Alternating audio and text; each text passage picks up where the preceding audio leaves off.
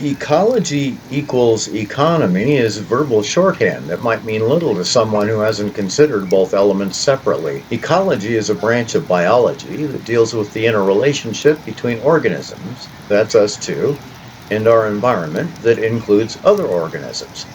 Clearly, ecologists study ecology, which is biology, which is science, where observable facts matter.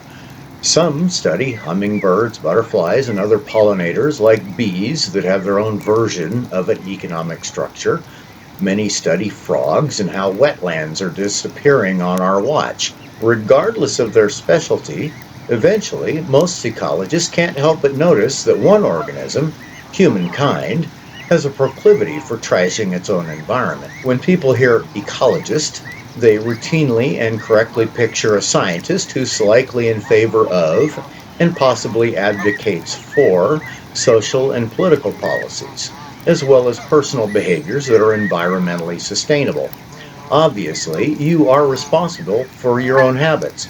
As a potential voter and or influential member of a human community, you may also be responsible for the social and political policies. If an ecologist branches out to human behavior, she will start studying our economic systems.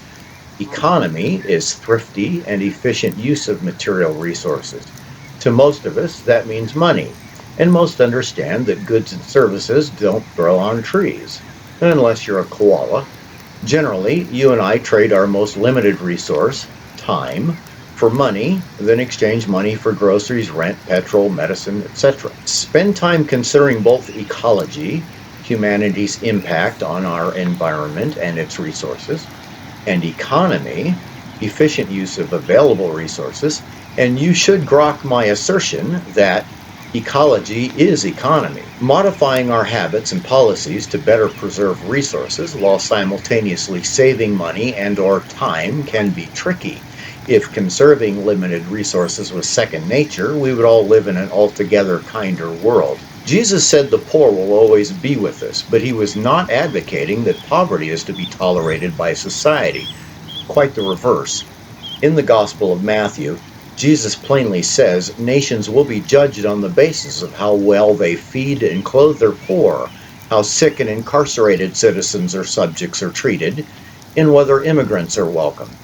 By this standard, how's your country doing? Here's an essential Green Era Network assumption. If you live on a budget, you should be frugal and not wasteful.